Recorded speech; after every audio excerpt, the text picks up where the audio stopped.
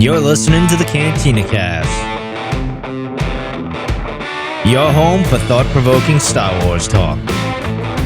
Join Adler and Jonesy in breaking down the latest news, trailers, movies, and of course, your favorite characters from a galaxy far, far away.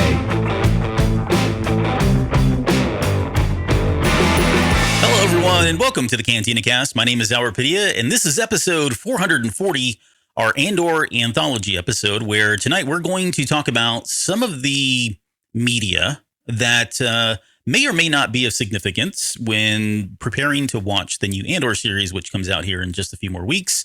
This is a show that's been long in the making because we had to delay it and push it out, 3 weeks. And by now, I think we've forgotten everything. So we're going to do our best to get through all of the material. But I think we've got some pretty good stuff here for anybody that's interested in getting caught up on things that, again, may or may not help you get prepared for the Andor series. And speaking of preparedness, someone who's always prepared is Jonesy. Jonesy, welcome to the show tonight. Glad that you could be here. I am so thankful to be here with you, my friend. How are you today? Well, I'm doing great. We had a poll, and tonight I am once again drinking my pumpkin spice latte. So we did not run a poll. The streak continues. Yeah, we did not run a poll, and it didn't matter if there was a poll that said yes or no. You were going to go get one anyway. Exactly. You can't stop me now. So that's true. Hey, well, happy Disney Day to you, by the way. Happy Disney Plus Day. Disney Plus Day. Sorry, I think I screwed that up last year too. Yeah, well, I wish you a happy D23 Expo Day tomorrow too. That's a mouthful. That should be hopefully better. I'm kidding. Let's start off with that. I mean, Sure. We don't really have a whole lot of news, but Disney Day Plus has come and gone. So if you did not know, today was the big hoorah. There was a number of things that were revealed and announced, but not if you were a Star Wars fan. It was kind of what we already knew. And although we got one cool thing. We did get a really cool thing, and I think it was kind of to be. We knew Andor was going to be part of this, right? Because it's coming out here in just a few weeks, and so it was cool that we got.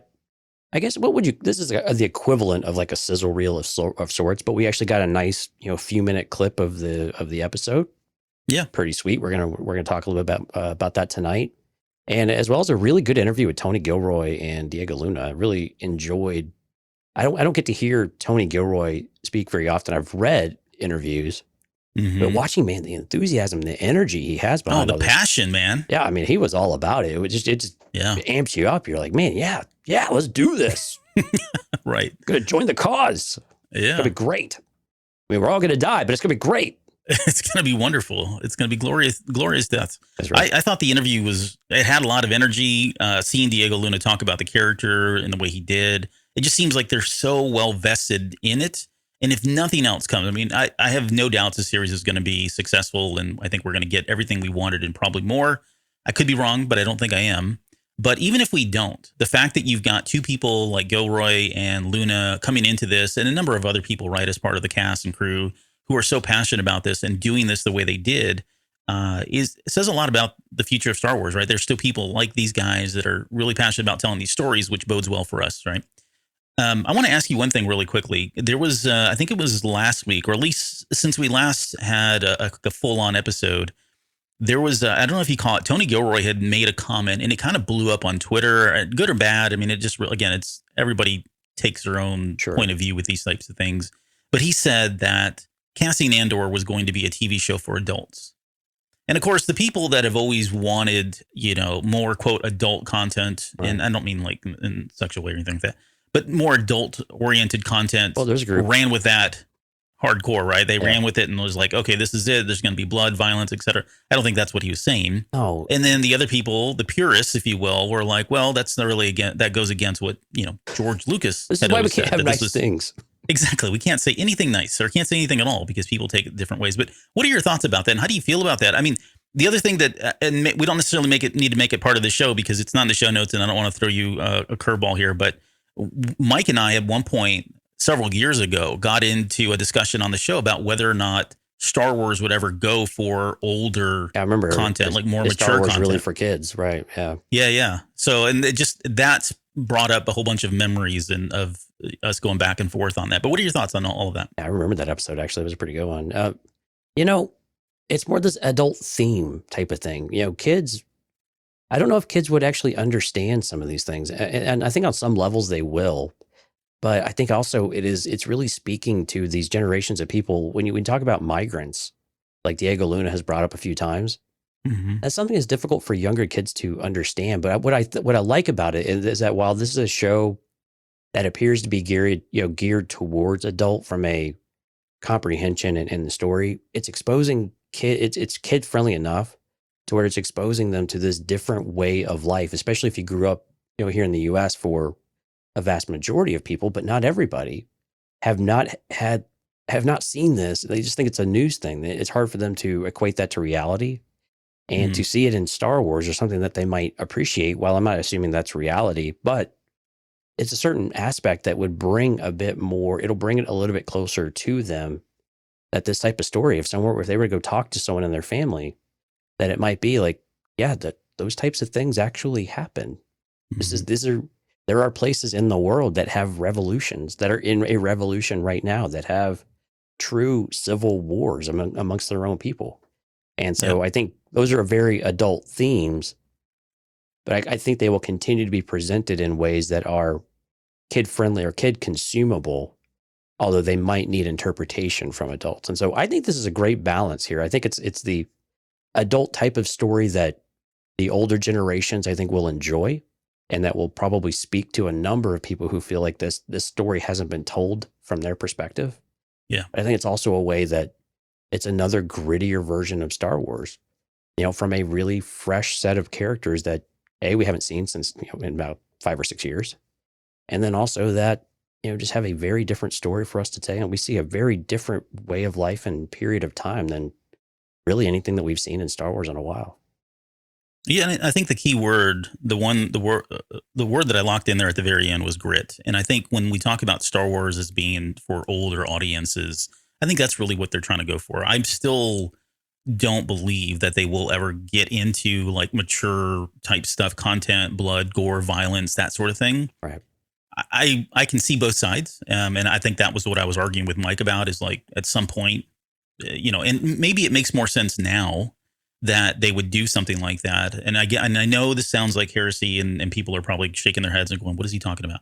But it's probably more possible now because Disney owns it than it did with Lucas. Because I think Lucas, again, he was a purist. He never wanted to cross that. Now with the cell, and you've got things like Disney Plus, you've got opportunities to, label this content as for more mature audiences and that sort of thing. I think there is an opportunity for that. And I'm not asking for, Quentin Tarantino style violence, but more mature themes, because the Empire is evil. The Siths are evil. Right. They do evil acts. And although we never see them, and I'm not saying we have to see them, but knowing that they're doing them and having people talk about them and exposing people to that, I think is enough to kind of, draw that line between what is a kid's show versus what's an adult show. And I think that's really, at the end of the day, what Gilroy was really kind of alluding to was just that grittier piece, right? The Cassian Andor scene in Rogue One, when he shoots the other agent or whatever his name is, that was shocking for all of us as Star Wars fans, right? Because we'd never seen anything like it. We talked about this, right? It was everything seemed so pure, so innocent. They were the good guys. And here was the dirtier, darker side of the rebellion. And there are a couple things that happen in this Disney Plus interview that we saw, and in the new trailer and some of the voiceovers where they're talking about, I think it's Cassian Andor in this one sizzle reel thing that they did, where he's talking about some of us have been assassins, right? And they cut to him putting a gun up to somebody and look, he's about to shoot him. He probably does, knowing Cassian Andor. We hear in the little, we're going to talk about it a little bit later, but Luthen says that he knows that he killed 2 corpos, whatever those are, I guess corporals, back at some planet, right? So he's out there killing people ruthlessly, probably as an assassin. And that's just a side of, again, Star Wars that is talked about when we talk like assassin droids and bounty hunters and that sort of thing, but we never really get to see it. And that's kind of what we're probably going to hopefully see here. But again, as Star Wars fans, we're also looking for consistency.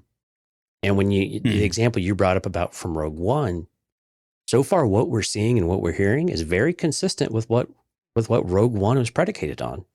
And a lot of the dialogue, and while you're right, we didn't really see a lot of that, it's definitely there. And we saw Andor shoot someone in the back. Yeah. And so we know what he's capable of. And so, and actually, I know you're kind of putting up hellos there on the screen, but Jorge had a great comment there about, it might be pretty violent. We have Andor putting a gun to Luthen's head.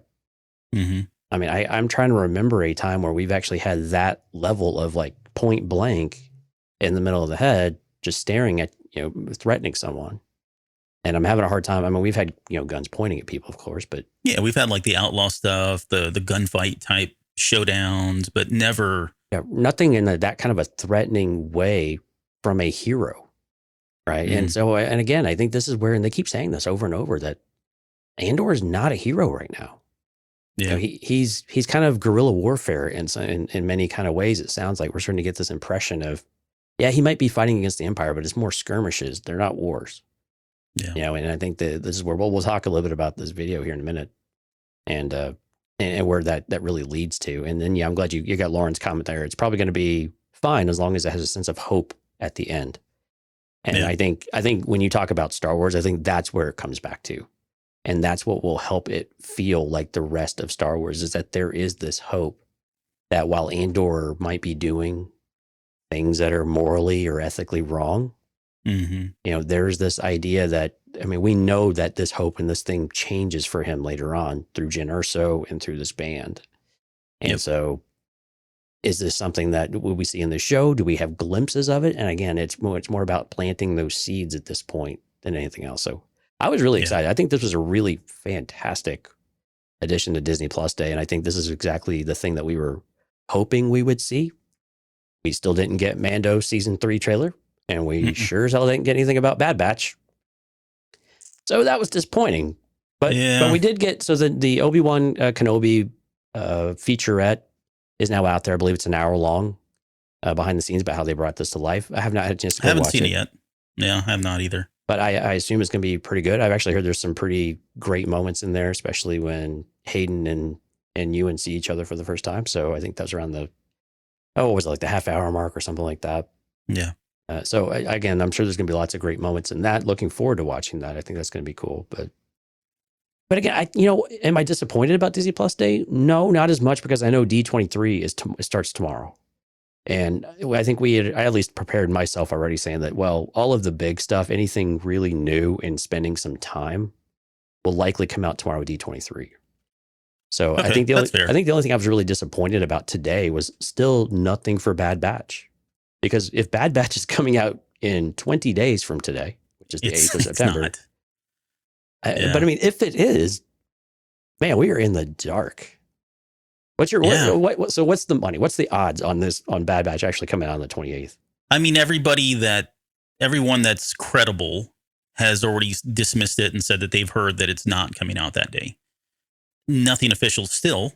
So I would have to kind of lean into that and just think that that it's not going to happen.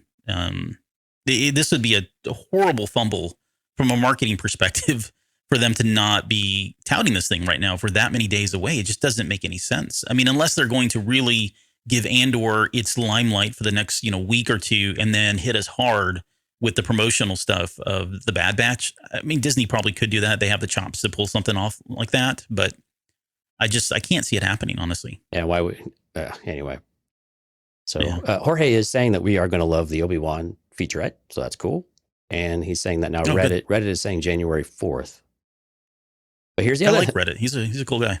So January 4th, we're going to talk a little rumor here. So if it's January 4th, when does Mandalorian start? Because I mean, we're here in February. Because now we're bugging into that. I mean, it's the thing. I mean, we are just slamming right up against everything at the same time now. Yeah. And I think the only time you really have to do this is it would have to premiere around like Thanksgiving, something like that, after Thanksgiving. Yeah. And then you just push Mandalorian back to the point where it would start right afterwards. Or do you push Mandalorian further, or do you just drop Bad Batch in 2023? I'm with you. I think tomorrow, it seems like we've got to be getting clarity here. So I would hope tomorrow for D23, Saturday, they kind of lay out the schedule and tell us what we should expect. Yeah. And so just as a reminder, I think tomorrow for D23, it's the video game panel. So we'll get some ideas about the games. I would expect Hunters, some stuff like that. Maybe a little bit more for Survivor. I think Saturday, though, that's the big day. That's the big showcase, the studio showcase. So that'll have all your Marvel stuff. I'm really curious what Marvel's going to bring, because they dropped just bomb after bomb after bomb at Yeah. San Diego Comic-Con. Yeah. It's like, what's left? Turns Right, out there's a lot right. left. But I mean, Yep. it'd be great if we could get a lot more Star Wars focused, though.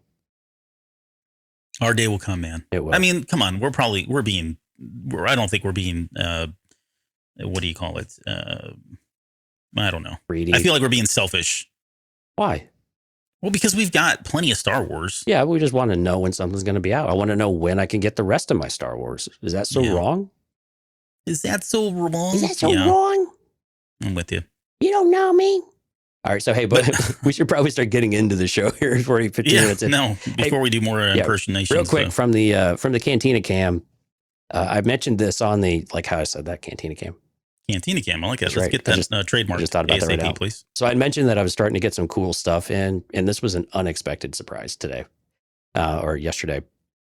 So one of the things I got in, one of the guys I work with, his name's Darko, has a 3D printer, and so he made me 2 Mandalorian helmets out of his 3D printer, and this one's like a little half scale. He gave me a 3/4 scale too, but it was in his car, so it kind of warped. I've got That's to pretty fix cool. it. I like it. But it's dope, man. And like it's dope. It's like, solid. It needs a little bit of sanding and a paint job, but Yeah. I mean it is. But that's like Grogu style or Grogu size. It really is. It's like almost like if you've collected or seen the the little miniature football helmets and baseball helmets that they sell for collectors. It's about Right. that size. Nice. So it's absolutely perfect. And so a little bit of sanding, a little bit of paint, and it's gonna be pretty neat. So you're going to take this on as a project yourself? I just thought about something. Well, maybe. Oh. I'm not much of a project person. I just thought about something though. Okay. You have a cat named Sabine. Yeah. And a cat named Ezra. Yeah. I wonder, this might be cat sized. We could stick it on one of them and see how it goes. Yeah, I like this.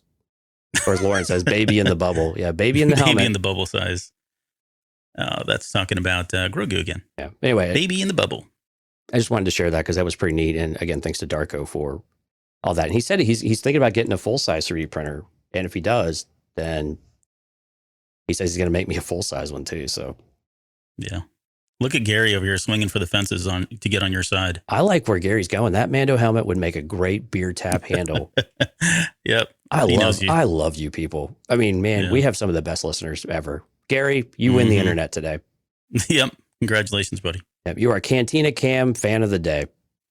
Like how I did that too. It's like we're at a football game. Because you know what? Today's the first day of the NFL season. All right. I'm a man of many interests. I can see that. What's going on in Patreon? Let's talk about that before we get into the show here. Yeah, Patreon. Hey, big welcome. We did this on the Patreon show on Tuesday, but welcome to Dale, longtime listener, joined the Green Milk tier this past week. Huge thanks to Dale. We're glad you're with us. Longtime listener, one of our favorite folks. So huge thank you to you. Of course, now part of the tribe members, Mike, Kathy, my notes are in the way, Rob, Lauren, Dante, Risk, and Justin. Thanks for being a part of that. And then, of course, the Rod tier. And actually, Rod messaged and said, I love it that you guys call the Rod tier. I get such a kick and a giggle out of it. So it's the Delusions of Grandeur tier, but code name Rod tier is great. Well, and it's only until the next person signs up for that tier, and then it's that person's tier. So just saying, if you guys want your name called out and, and have something want it to be called, have something assigned to you, then now get on. Now Rod's going to decrease his amount. That's fine. I would too, honestly. That's kind of a jerk move on my part. Right. So we've got next Tuesday on September 13th, we have the top 3 deaths in Star Wars. This is where we are inviting our Patreon members onto the show. And so if you're interested in that, please do reach out to me either on Patreon or Discord, cantinacast.com/Discord. And then the big one though, next Thursday, September 15th, we have our listener Q&A, which is always one of our favorite shows. cantinacast.com/question. Real easy form. You can fill it out more than one time. If you have more than one question, you can put their feedback. As Albert so astutely pointed out on Tuesday, please make it Star Wars related. I don't know why he feels it necessary to point that out, but well, I want to make sure we support one another. We are a team. So we do this together. We're a team. Please make it Star Wars related or Star Wars adjacent. Star Wars adjacent, yeah. Anyway, so No, get us your questions. We need more, and those are always fun. So you can hit us with anything. And I'll hit some more stuff out on social media starting this weekend, as well as we get into next week. Hit it really hard. So please, if you're listening, if you're within the sound of my voice, please go to cantinacast.com/question. Cool. And I've got it up and it's going away. Okay. Let's talk about all the stuff that we think may or may not be related to Cassian Andor, or things that maybe you should prepare for by watching, reading, viewing, listening, whatever you do. Let's start with what we've been talking about, which is the Andor. What was it called? It was called a Disney Plus Day Special Look was the full title of that. And we talked about the beginning, started off with a interview with Tony Gilroy and Diego Luna. The one thing that stood out for me, and we haven't brought it up, but Luna talks about being a migrant, that Andor is a migrant, and migrant can mean a couple different things, but in the context of what he's saying, it does sound like Cassian Andor was kind of forced out of where he normally lives in some way, right? So from here on, by the way, there's going to be a lot of speculation, and we are going to talk about this stuff. So if you're trying to go in pure, there may be spoilers, but it's only spoilers for stuff that's been released, right? We don't do spoilers for stuff that has never been shown or approved by Disney. So with that said, for me, when I hear that a migrant, that he's become a migrant, that he was forced into that. So it sounds like his family has been displaced in some way, or worse, maybe he's captured for some reason and brought in to do labor of some sort. But the one thing that stuck with me was that he said he was forced away from where he belongs. It takes him many years in his life to find something to fight for, even if it's an idea. And we've talked about terrorism on the show before. I think it was part of the Rogue One discussions at one point. But just from time to time, yeah. Yeah, or we talked about, I think when Saw Gerrera and we're going to talk probably a lot about Saw Gerrera here, but Saw Gerrera is someone who very much aligns with that terrorist mentality, right? He's fighting more for the ideals and feels that, to coin a phrase, sometimes you got to break a couple of eggs to make an omelet, right? And we'll talk about some of those examples that we see here in some of the stuff that he's already been in, but it does sound like he is following an ideal, meaning that maybe he is getting swept up in this whole kind of, for lack of a better term, I'm going to call it terrorism. All right. Assassin terrorism.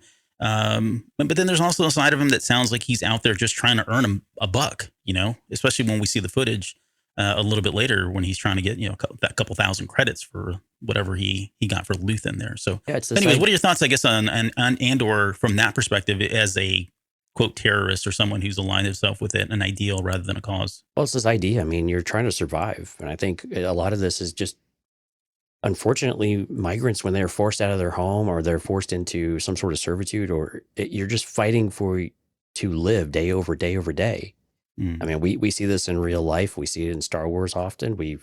It's talked about a lot in Star Wars in particular. So it shouldn't be a foreign idea that this is possible, and that not only do you hold a grudge against these folks, so you're trying to steal from them, you're trying to take things and make money off of that, but also sabotage things that you feel are, destroying your home, or this is his adopted home now. And it's unclear if he really has any attachment to where he's at as an adult.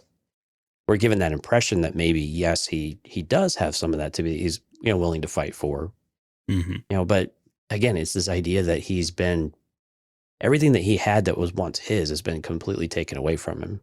Yeah. And when that is, you feel like you have nothing to lose and you're just scratching to just survive. And you'll just do whatever you need to. And you grow up in that environment. And if he's been doing it since he was 6, to coin his own phrase, and now he's, call it 19 or 20. I mean, that's a long time to be living that lifestyle and not think that these things are just what it takes. This is what my life is and what it looks like. Yeah. Is what I have to do day over day. And it's difficult to fault someone for that way of thinking when that's reality. And it's not like I'm gonna step up and be the better person today, when you have the Empire will just smack you over the head with a gun. I mean, it's just the reality of what they're doing, and they're just doing what they can to try to make some level of a difference. What I think is interesting, though, is that Luthen is giving him this other idea at the very end. I thought it was a very powerful statement.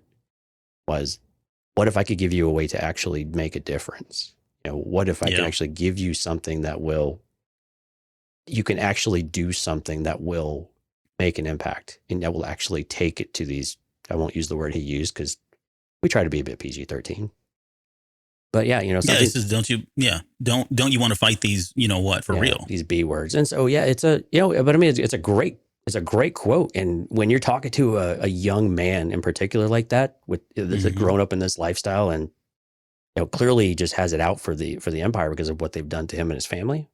Yeah. I mean, that's how you appeal to emotion, right? That's the best way to get someone on your side. You appeal to emotion. You piss them off, and then you're like, I can give you a way to channel all of that anger, and we can actually that's what do Palpatine something. did. Yeah, and we can actually, hopefully in a more positive way, through terrorism. I mean, I'm a kid, Right, but I mean, that's how that's how revolutions begin, right? Sure. You get enough people who think that way, and you've got the start of something. And he also literally dangles money in front of him too, right? I mean, he had 1,000. I'll give you an extra shrugged 1,000. it off for another 1,000, like no big deal. And Andor's like, holy bananas, where's this guy get all this money from, right? I mean, so there's that prospect of I can get rich from all this stuff on top of the promise of being able to take the fight to them, at their heart and do more damage. And right, he's pulling all at his heartstrings there in a couple different ways. Andor's a bit dubious about that though too, right? Because he's like, who are you? Answer my questions. How do you know all of this information about me at the same time? Because it's like too good to be true. Because again, are you just here to stab me in the back? Are you just trying to root me out so that you can, hang me in the streets? Their words, and which is pretty incredible. To think about Star Wars. Well, yeah. We'll come back to that here in just a second. But I kind of took him because it was a very visceral reaction the minute he mentioned his father, right? And I want to talk about that in kind of its own little bubble here in just a second. But the way I interpret that is Andor has done everything possible to maintain his secrecy, right? He's covered his tracks many times over. He's probably killed loose lips, if you will, at times to make sure that, information didn't get out. And somehow Luthen knows. And I think that to me, really it shook him, right? And that's why he has that reaction that he does and walks up to him and puts the gun up to his head, because how could this guy even know who I am when I've been literally working and living in the shadows for so long, and yet he knows some very specific details. There's something about that that's very intriguing for me about Luthen's perspective. Right. And he has money. He's got money. Clearly he's an Imperial, right? Well, maybe. But I mean that's the first thing in his head he's thinking. Yeah, exactly, right. Yeah, he's probably going off of the extreme that this person's, not who he says he is, and he's ready to go ahead and put this guy down, as he probably has other folks that got too close to him, So before I want to come back to that here in a second, but the other two things that stood out from that interview were they mentioned that the rebellion is popping up everywhere. So this is something I really want to see. I mean, if you look at broadly and holistically all of the Star Wars content that we've got up until now, that kind of frames what we think is the rebellion. Everything from the Cloud Riders, maybe all the way up until Rebels, when we finally get to that episode in season 3 where Mon Mothma calls everybody literally together to start the rebellion. We hear about it a lot, and we've seen little bits and pieces of it, but we've never really seen just how many sects are out there, how many of these little pop-up rebellions have started. And there's something for me personally, there's something fascinating about getting the opportunity to see that. And when I look at the cast, and I may be overthinking this, but when I look at the trailer and some of the footage, there's so many different people they keep focusing on. And I'm just wondering if we're going to get kind of like, a couple different stories, and eventually they're going to just kind of come together and form their own little mini kind of rebellion cell. Kind of like Rogue One with kind of like Rogue One. Yeah. Yep. Which I think would be really interesting to see, because I think with every one of these groups, they bring something different to the table. They may have different ideals. They may have different wants and needs. But at the end of the day, I think they're all kind of serving that same purpose, that unified in whatever it takes to bring down the rebellion. And they'll go to great different lengths and all that, right? Of course, which I think that part is the really intriguing piece to me. So I really enjoyed that they said that. I love that he said that the characters had purpose. Yeah. Which is very important. But the one thing that I've seen most people talk about so far online is the fact that they filmed this with an actual orchestra. Oh man, you stole it from me. I couldn't believe it. Yeah, they actually had music on set. Yeah. And they showed the lady, they showed the little flute lady playing there at one point. The flautist, they had a French horn. It's a flautist? Okay, yeah. Yeah, flautist, fine. Yeah. Fancy guy. Flute lady was much more proper in my head. But yeah, the flautist, isn't that no, it's flauta. But a flautist was actually, so they have people on set playing this music, and we just came off the Light and Magic episode, right? And we were talking about how Kathleen Kennedy had said that they were trying to bring, some of the post-editing stuff into the actual principal photography, right? When it's actually happening in real, like, can you get any more surreal or more submersive than actually having the music play in the background from real people, getting you emotionally like stirred up? And I wonder like what that's going to do for some of the performances from these guys. I think it's going to do wonders. You honestly. literally walk into your theme music. Yeah, right. I mean, yeah, I was blown away. When I saw that, I was like, you're kidding me, right? Like, these guys are serious. I mean, and I was looking at the footage. I was also, kind of looking for, maybe where the volume may have been used or not. And I kind of talked about this before. I'm still convinced the volume is still being used in here somewhere. Well, and you wouldn't know it now because what we found out, I'm like, ooh, that's the volume. It's got to be now because it looks too real.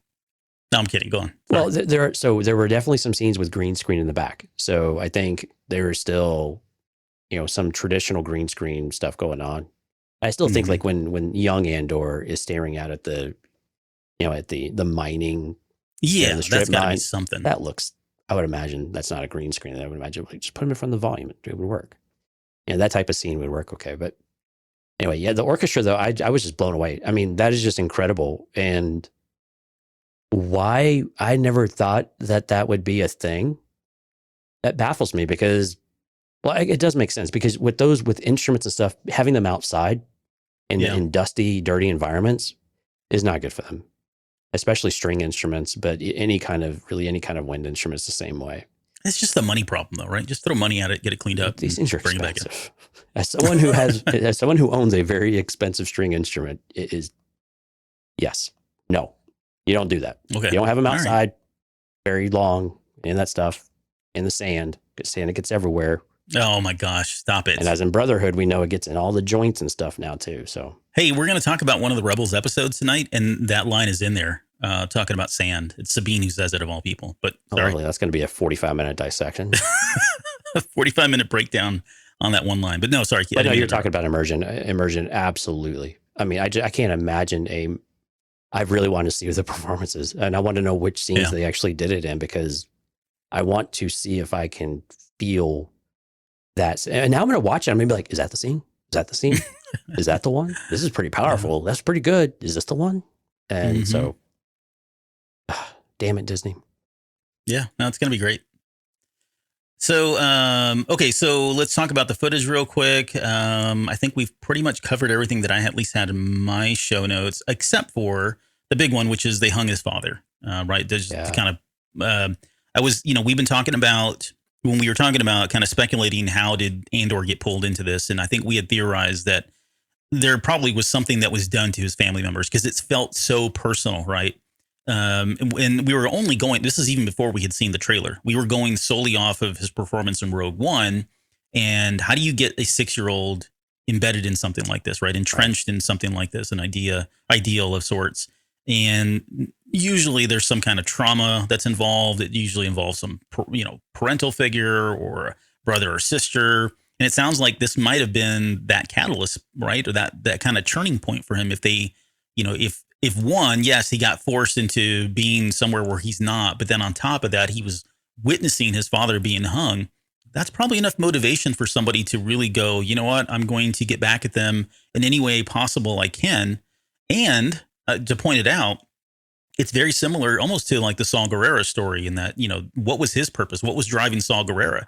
Saw Gerrera was 100%, he is 100% driven by getting revenge for, let's just call it what it is, right? It's just literally revenge for what they did to steal his sister. So same kind of parallel going on here where Andor is out there for revenge, essentially, after what happened to his father. Maybe there's more to it, but what did you think about that? Yeah, I mean, the part I really like about it is it really feeds into what Luthen is trying to advertise to Andor there at the end of it too, of like, you can actually stop fighting these little fights and actually fight a war and do something. And again, when you think about the emotional toll this takes, if you're trying to chip away, it doesn't really feel like you are making any progress. I mean, yeah, he probably feels good about himself in some smaller ways, but they're losing.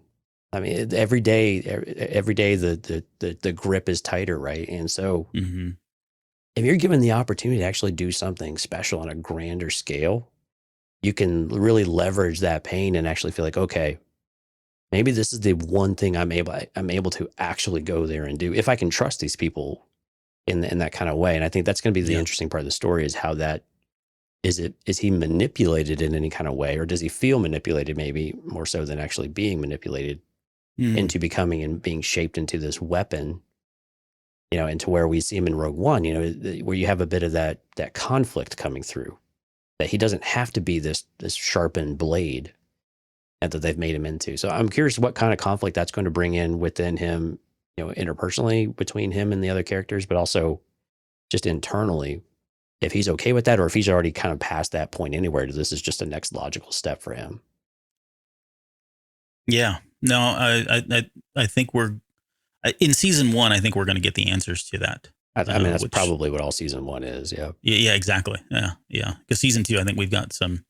I don't know. We'll talk about it on this show, but we've kind of shared some thoughts and theories around what season 2 would look like. Right. Okay, so there was one other thing that came out today, and this is so brief. If you've not had a chance to go see it, Good Morning America had, I want to say it was like 20 seconds, 30 seconds of footage that we've not seen before. Okay. And it's essentially Cassian Andor. He's being approached by these two people. One's an alien, huge alien, looks really cool. I think his name was Fletch or something, or Fetch or something like that. I couldn't catch the name and there was no subtitles on it, but he's basically being... It sounds like he owes money to somebody, and these were the two guys that came to collect on that money. And Andor knows the big bulky guy who seems kind of like a really dummy, meathead looking creature, which is kind of funny in itself.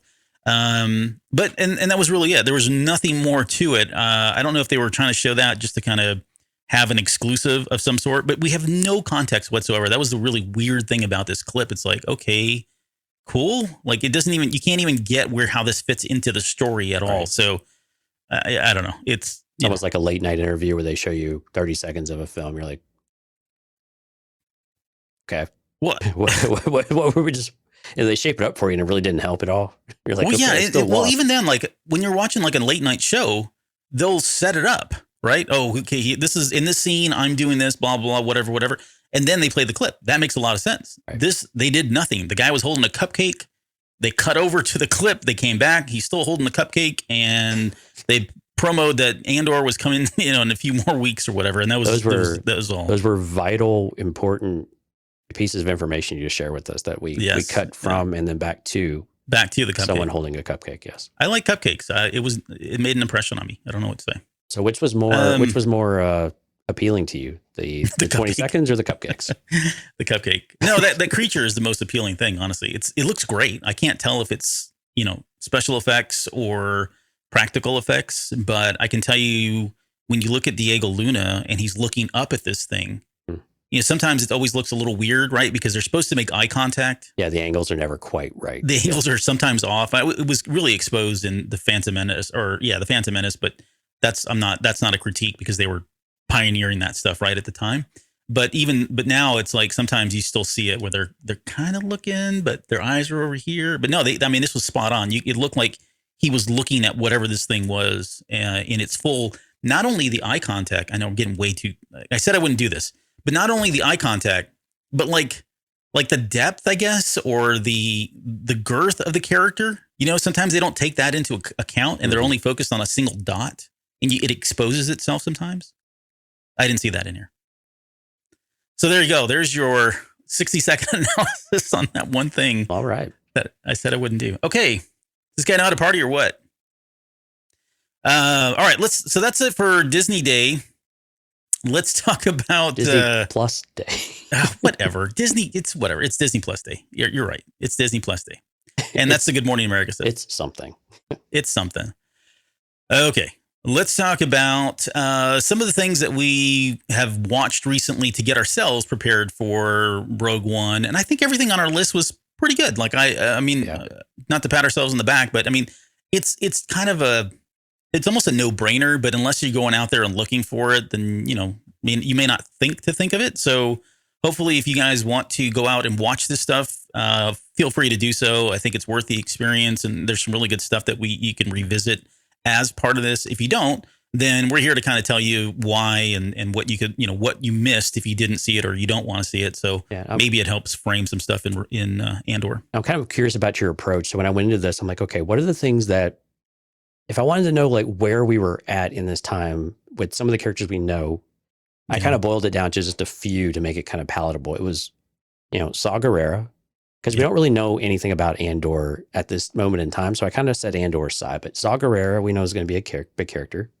We know Mon Mothma is going to be a big character. Mm-hmm. I had a real hard time thinking about anybody else, but the things that I did want to go and revisit are where's the rebellion at? And then where is the Empire at? Because I think those are almost characters of their own accord because they're these embodiments of the overall struggle. And like you were saying, if there are pockets forming all over the place, it's important to know where the rebellion is at in this moment in time and how it compares with the things that may have come a little before and after, where we're at in this timeline. So those were the things I kind of focused on. Was it similar for you? Or did you have something else that you had worked into it? Exactly the same things. And again, I guess that's why I said it's kind of a no-brainer. It's kind of a short list. It is the Saw Gerreras, it is the Mon Mothmas, it is the rebellion, it's the Empire. There were a couple things in here that one thing in particular that I would add to it, but I think it's going to be more for season 2 is Galen Erso. Yeah. And I'll get to that in a little bit when we talk about Rebel Rising and Catalyst, mostly Catalyst. It's really not even Rebel Rising because he's not even in that. But, he is at the very beginning, but that's another story. But Catalyst is really focused on Galen Erso, and there's some really good stuff in there. Should they get into that in season 2, where I was kind of theorizing that, well, no, I'll save it. I save it because I don't even know if I've actually talked about this theory on the show. So I'll save that. Okay. And we'll come back to it in a little bit. But Galen Erso would be the only one I would add in there as well. Yeah, good point. So why don't we start with the Clone Wars? And I'll let you take this first one because this was a total of 4 episodes? Yeah, the Andron Arc. Yeah, the Andron Arc. So kind of give a quick summary of what it is, and then what stood out for you. Yeah, I mean, this is our introduction to Saw Gerrera and where Saw comes from and why Saw, you start to see why he is the way that he is and his attitude in really, I mean, it just grounds you in who Saw Gerrera is. I mean, when they introduce him, the Separatists are trying to take over. They've kind of taken over their planet, their city. They want to fight back. And so they're getting this training from the Republic, from Anakin and from Ahsoka. So it was really a really important arc for Ahsoka as well.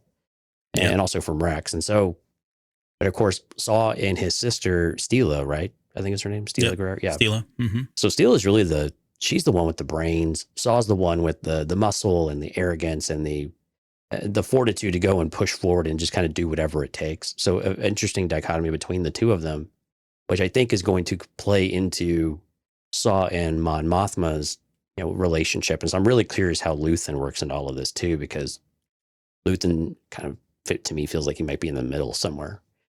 But also when he loses his sister and she dies for the cause, you start to see something really break in Saw and snap about something that was taken from him.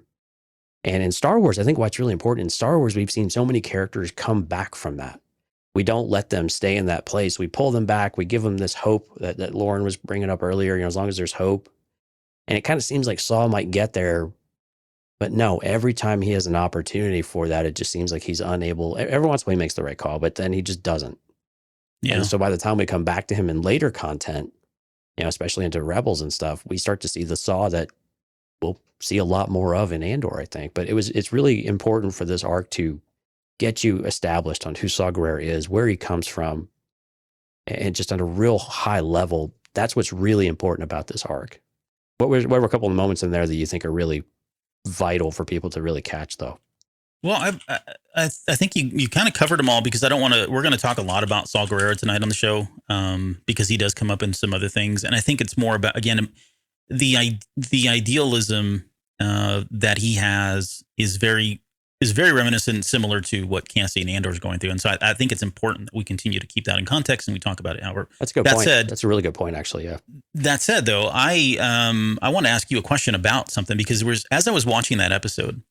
And Anakin, right? Like, so where did Saul learn? I mean, he had his guerrilla tactics already, and they were kind of fighting the fight, but they were being trained by somebody like Anakin Skywalker. How much do you think I don't put a lot of weight into this, but how much do you think Anakin's whatever it takes mentality was influencing Saw Gerrera at a younger age? I wouldn't say extremely young. I mean, he wasn't a teenager or anything like that. But I just wonder how much of Anakin's influence kind of helped mold Saw into the person that he is now, and allowed him to maybe go to the extreme in the way that he did. It's always an interesting premise to explore about how people view the Jedi in general.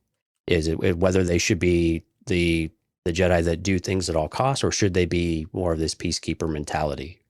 Mm-hmm. And how do you want to view them in that kind of way? And I think this is where Saw probably viewed Anakin and was like, no, this is a person that understands it. He gets it. But why is he holding back? And I think it's one of those, like, and again, I don't know that we really get a great idea of Saw's perspective on the Jedi. I'm trying to remember if we get any of that in Rebels, like after the fact. And we probably do, and he probably smudges them a little bit, but I still, it's actually the opposite. But I want to say that because it's actually a cute moment that we'll talk about here. Yeah, and again, I can't remember all the details on some of this, but yeah, I think again, it's sometimes it's like, okay, well, that's this model right here. But I think he also, when he was witnessing the Republic, they were training him, they were always holding back. They always wanted to play fair.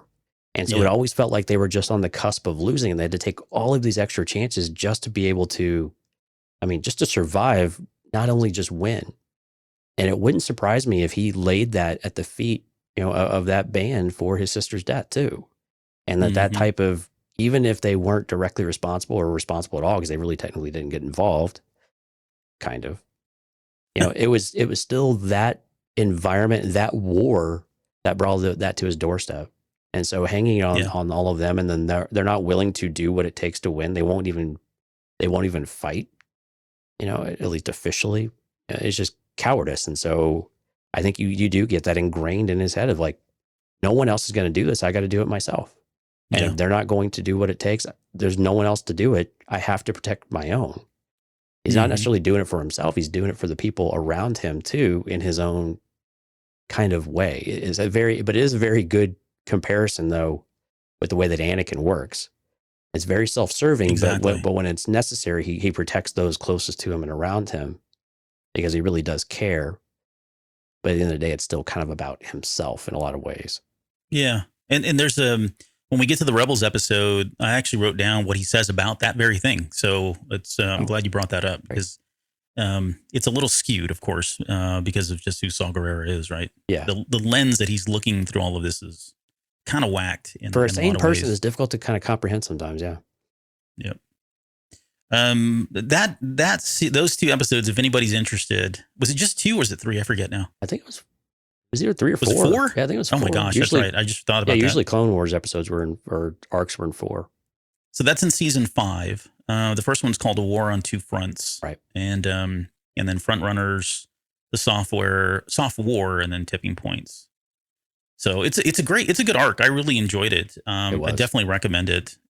Especially if, now it's interesting too, if anybody doesn't know, what's his face doesn't voice Saw Gerrera in those episodes. Forrest Whitaker.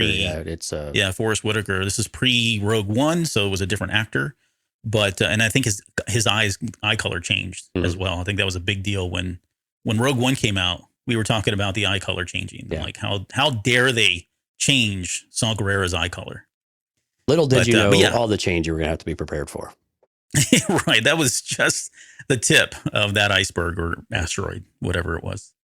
Okay, so check those out. I think it's important in the context of where Saw Gerrera is like kind of is birthed and where it starts. And we don't really see a lot of him beyond that. Not like visually, at least on screen. We don't get a lot of him until we get to Star Wars Rebels. And we'll kind of cover that here in just a little bit. But you wonder about like the rebellion. And again, if we kind of pull this back over to the rebellion side of things and where they're at, it's moments like these small factions that learn these types of tactics that are what making the rebellion get a bit of a name for itself too, about how they've been somewhat effective in dinging the Empire here and there and being somewhat of a nuisance at some point, but how they have to mature away from those types of tactics because those types of that's a war of attrition. Yeah. It's not a strategy for success. It is just who is going to outlast the other. Outlast the other person. And at that point, it's usually a numbers game. I mean, the Texans fought valiantly at the Alamo, but it was still a numbers game at the end of the day. Texas history, You're folks. such a Texan. Well, You're such a Texan. but it's true. I mean, they were inside of Garrison, but still, 200 against thousands. Yep. Probably millions if you listen to a Texan. Man, they No, millions of knock it off. soldiers out there. There weren't that many. Lasted 2 years on the front. Okay. All right, Davy Crockett, settle down there. Okay. Next up, let's talk about the Revenge of the Sith deleted scenes. Yeah, our introduction to Mon Mothma and the birth of the rebellion of sorts. Yeah. So here a couple things. If you want to see these, go out to YouTube, type in Revenge of the Sith deleted scenes, or if you've got, I forget which set. I don't think it was the Blu-ray set that had them. I might be wrong on that. What's one of the sets? Or it may have been the Blu-ray. Yeah. Okay. If you've got that, you can go watch the deleted scenes. And there's some pretty good deleted scenes, but I get why they cut them out because, I mean, that movie's so long as it is. Yeah, and they were slow. They are slow. I get that. And really, they're not. I guess where the problem that I have with recommending these, like, I want to recommend them because they're really good to watch. But at the same time, they do and say things that maybe have been changed just a little bit, now that we've seen Rebels and Rebel Rising, Rogue One. It's a little different. So I wouldn't put too much weight into it, but I think they're interesting enough. And I think there are some things that are mentioned there that may resurface here. They may like repurpose them or again in some way. But what are some examples then? Well, I'll give you. Let me the three scenes at least are called A Stirring in the Senate, which takes place in Bael's office. Then there's Seeds of Rebellion, which takes place in Padme's apartment, and then there's Confronting the Chancellor, which was one of the best ones, I think. Mm-hmm. I really wish they would have kept that in there, but I think it changes the context of the movie, honestly, and so for Anakin and Palpatine's relationship. And that's one that's probably the most change, I think, from where we're at now, most likely. Yeah. Yep.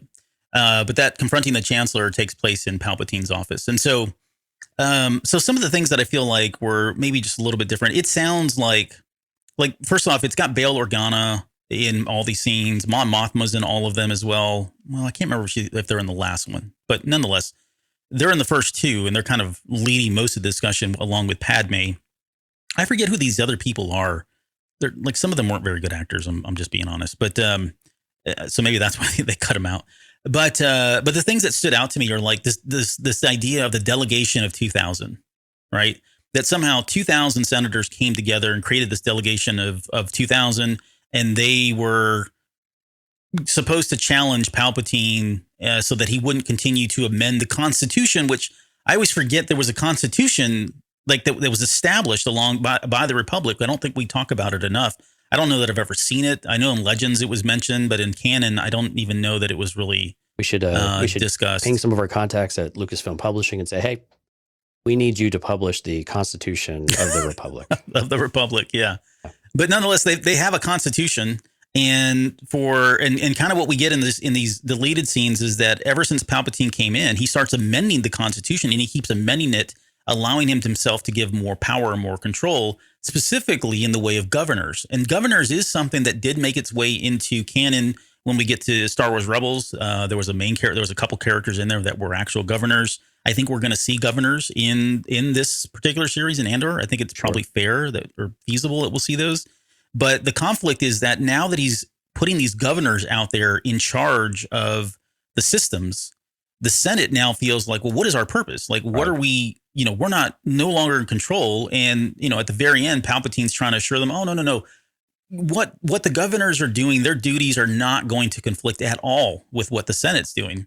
But the writing's on the wall, right. And Bail won't stand for it. Mon Mothma doesn't want to stand for it.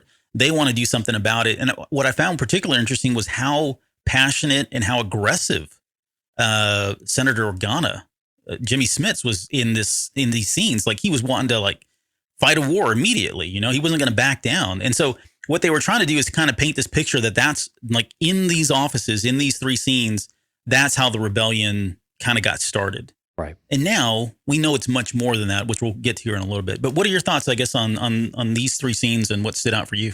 Yeah, I think it was a lot of the same thing. It was mostly this idea that there was contention. Now, I think the thing that doesn't work so much today, and why I think if you were to watch them in preparation for Andor, is you have to take with a bit of grain of salt, was that was very early days, and it seemed like it took much longer to really get any kind of broad support for it that was very localized, right? Now, granted, some good ideas that have a lot of passion up front, the reality of that, falls apart very, very fast too, because especially in this changing, and the Emperor was changing things so quickly and so often. And quite honestly, we know that while he wanted to rather control the Senate rather than off, the ones that didn't, abide, he wasn't above assassinating those that he thought were actual, credible threats, or some that weren't important enough that could go have an accident. He also didn't want to draw any attention to himself, so he's not stupid in that regard. But But I think so. These scenes, I think they're important from an idea of who are these characters and why, did they feel this way right after the Republic fell, and where are they coming from, and where are their passions, and what are their motivations at that moment? I think they're interesting to keep in context and perspective, but not put too much weight on them, because they have changed so much in canon over the last, 15 years now, 20 years since Revenge of the Sith almost. Yeah. So 2003? Yeah. So 2005. 2005. So getting close to 20 years. So it's a long time for those things to evolve, especially across several television shows and, a couple of movies. So again, I think important to see where Mon Mothma, I think to be introduced in a more formal way, I think it was great, especially Genevieve O'Reilly's, the person playing it. And good point. Yeah. So our first introduction to her, and that's where we have had her ever since. But not putting too much weight on them, I think is most important, because I think of all things, I think Rebels really does the best job from a visual on screen perspective of really giving you an idea of who Mon Mothma was and the rebellion at that moment in time, but also giving a bit of that history lesson as to who the rebellion is and where they've come from too. Yeah, and I think part of it is kind of this natural selection, if you will, right? So they got rid of those 3 scenes, and I think the characters' motivations are still true. Like, you get the sense that Organa is probably still going, Mothma is probably still going to try to do what she can within the Senate, right? She truly believes in the Senate, the power of the Senate, and the power, like Padme. All they got to do is get 2,000 people together with a petition and go to Palpatine and say, "Look, we don't agree with this," and he's gonna change his ways. Doesn't have a choice, right? Yeah. Whatever. He just laughs at them like, "Yeah, get out of here, get out of my face." He called him a committee, which I thought was hilarious. So I think from that perspective, it's the same, because when we get to Rebels, that's exactly what she was doing. She was trying to fight things so long in the Senate. I mean, she has this great conversation with Hera at one point. I don't want to ruin that, but when we get to that, she has a conversation with Hera. And she tells Hera, "Look, I've been trying to fight this battle now." So remember, Rebels starts 5 years? like 5 years before the Battle of Yavin, right? So think about it, from the time of Revenge of the Sith up until then, however long that is, that span, it's a good chunk of time. 14, 15 years, yeah. Yeah. Yeah. So she's been fighting this battle from within the Senate this whole time. And she finally gave up and decides, okay, this is it. We're just going to have to do this, via war. And she calls out the Emperor and all that. So we'll get to that here in a little bit. So the point is, they expanded that because I think it gave them some runway to actually tell more stories in Rebels about what this looked like and all that stuff. So from that perspective, I think it makes sense. I think they're still aligned in terms of what they want. But you're right. It doesn't really align with exactly where we are today with. I do like that they've kept true to those characters, and even Bale, is willing to go that route too, but he's also willing to work on the side a little bit too. I mean, Padme was kind of that way to an extent, but it's interesting when you even bring it to Leia, right? Leia, I think for all intents and purposes, was kind of trying to, well, no, she was probably following more of her dad's footsteps than Mon Mothma. Their relationship's always been interesting, but anyway, it's not really about Leia right now, but anyway, that's Revenge of the Sith. Okay. No, that's good.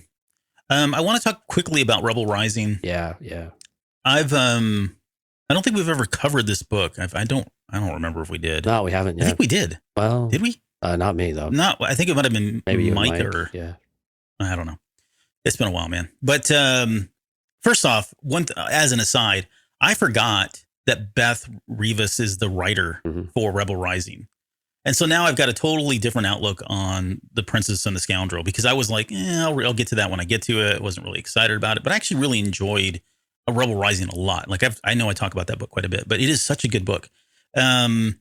And I think she did a really good job writing that book. So hopefully that translates into Rebel and Scoundrel. We'll see. So now that I've said that, this book is solely focused on, Jyn Erso. When we think about Rogue One, she goes into, we didn't even talk about Rogue One yet, but okay. So she goes into that little cave thing, right? And then Saw Gerrera opens it and he's like, come, child, and takes her out and they leave. And next thing you know, she's older and in prison, right? Well, Rebel Rising covers that span of time from the minute she meets up with Saul, what happens to her, what she does with their relationship is really the primary focus.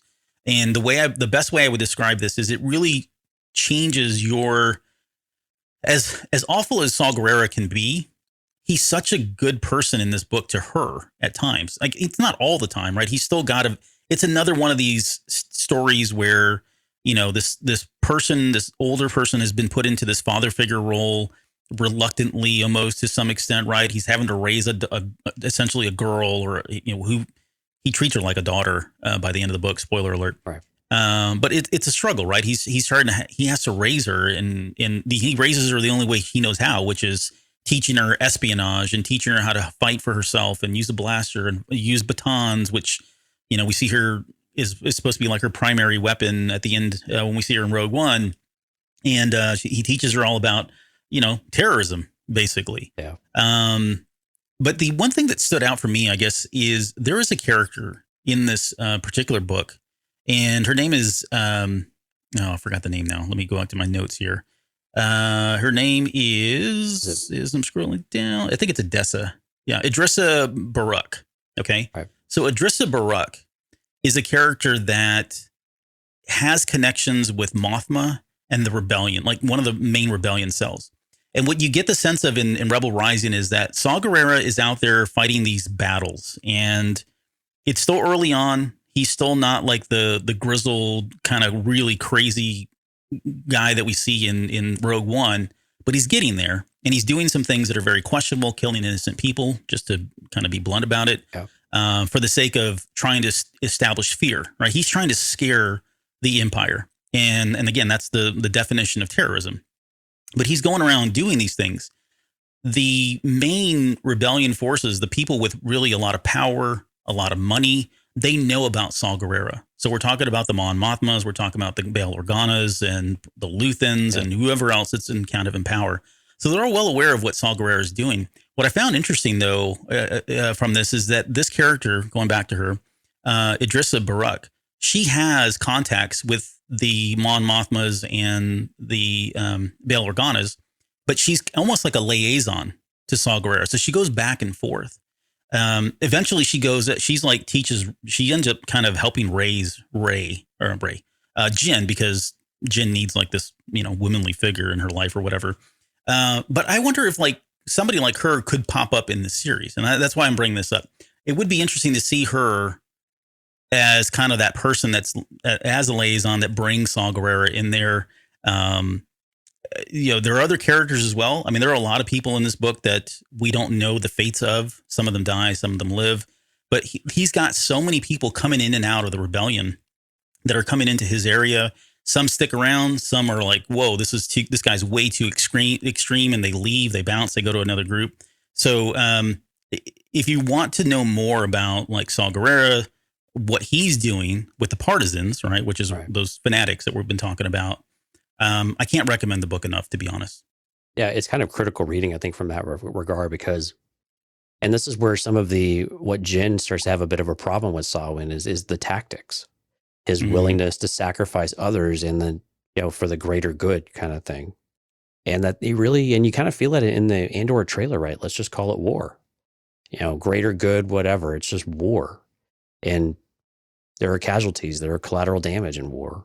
And a lot of that gets established in this book. And it's a really good example of who Saw Gerrera is, especially in this moment in time. And I think it's going to be brought out in spades when we get to Andor too. So I think it's really critical reading in that regard to understand, if you really want to understand who Saw Gerrera is in this time frame, Rebel Rising is probably the best way to go about doing that. All the other ones give you a bit of an idea, but probably not in the kind of brutality, terrorist kind of way that you get in the book. Yeah. So, so yeah, check that out. And you get to see a lot of those guerrilla war tactics and just to what extremes they'll go to, the partisans will go to in order to kind of send that message. So let me ask you a question. This is off script. Mhm. Do you think we'll get a Jyn Erso cameo? So Even if it's a child? I don't know. I it's- don't know if we're going to pick up Saw when she's still a kid or she's going to be gone by that point, but yeah. So the way the story is laid out is at first, Saw Gerrera has an old Clone Wars like base that he's made his base, right? And he's working out of there, and he pretty much keeps her sheltered. Like he keeps her in a room. Eventually, he allows her to kind of come in, listen in, and she starts hearing these people talk about killing people and sabotaging things. And I mean, it gets more extreme. I wouldn't say out of the gate it's like that, right? Mhm. But as she continues to get older, she really wants to start doing stuff, and he eventually lets her. So, I mean, I'd have to go back and do the math to kind of see where this lines up. But I wouldn't say it's out of the realm of impossibility, right? You could have. I think it'd be really cool if you saw Saw Gerrera, and depending on again where this takes place and in terms of the timeline, what if it is Jyn Erso who's just in the back and they don't even have to say anything? You know, they've already like she wears that shawl. I don't really want. I'm gonna get off on a tangent here, but she wears that shawl in the promo. You remember in the promotional stuff for Rogue One, and she doesn't really wear it a whole lot in the movie. yeah, I think it's on the poster too, right? Yeah, on the poster she's got it. So there's actually a whole story behind that in the book, by the way, if you really want to know. But that's kind of one of her telltale signs, right? That she wears this thing, and the reason why she wears it is to hide the kyber crystal. Because yeah, remember if they knew that she was Galen Erso's daughter, Yeah. they would be up in arms, right? So at some point in the book, someone sees that and they realize, wait a minute, why does she have a kyber crystal? And we're out here trying to kill these people that are, hoarding kyber crystals and doing something with kyber crystals. And so he tells her to wear that shawl. So the reason I say that is because it would be kind of cool if there was a younger girl who had that shawl on, dressed like Jyn Erso. And even if they didn't say anything, right? Even if they don't call her name, the fact that we know that she's there would line up with the book because she was allowed to kind of travel. And eventually she goes on missions for Saw Gerrera. So yeah, I think it's in the realm of possibility. I just don't know if they'll go that far. I mean, clearly Jyn and Cassian Andor can't cross paths. That wouldn't make. Right. I don't think that would be a good idea. No. Yeah. No, and that's not. I wouldn't say that either. But if there's a moment where Mothma and Gerrera are talking, or Organa and him are talking, or maybe it's just a hologram of Saw Gerrera, Yeah. and in the background you see that figure, That'd be kind of cool. Yeah. that'd be kind of cool. I'd like that a lot. So good question. Next caller. All right, let's talk about, Okay, so let's talk go about ahead. Rebels, I guess. Is that all for Rebel Rising? Is that kind of Well, the core? yeah, it's all for Rebel Rising. I want to ask you about Rogue One though, because we were Sure. we started to get into a little debate about whether or not we include this as part of the watching. And Yeah. I mean, if you're watching Andor and you've not seen Rogue One, I don't know what you're doing. Well, you had a great argument for it, actually, even if it's more season 2. So why don't you share kind of where you were coming at from? Oh, yeah. So again, going back to, so I had an honorable mention that we're not going to really talk too much about, but I had Catalyst down as another kind of, hey, if you want to get ready for Andor, maybe this book will help. Catalyst is really about Galen Erso, and it starts with the birth of Jyn, and he's imprisoned, and you really get the sense of like he's really never been around her, which makes that last scene where he's telling her Stardust even more depressing and sad. But I think what would be really interesting and intriguing is we know that in Rogue One, when when Cassian Andor hears the name Galen Erso, like it lights a fire under him. Right. Like he's like, whoa, Galen, where Galen Erso is, kind of thing. I forget the line exactly. But what I was hoping, or what I'd like to speculate on, is in season 2, if we are going to get an older Cassian Andor, maybe we get the origin with him eating K2SO that's aligned with the comic. Hopefully not, because it wasn't that great. But if we did, I would love to see that kind of be a focal point where he is trying to track down Galen Erso. Right. Like that is one of the missions that he's given, and he's elusive. Galen Erso is protected by the Imperials at that point. He's already kind of faked this, I deserted everybody and I'm now with you guys 100% type thing, when he's really not, because he's trying to set up the Death Star with a fault and all that.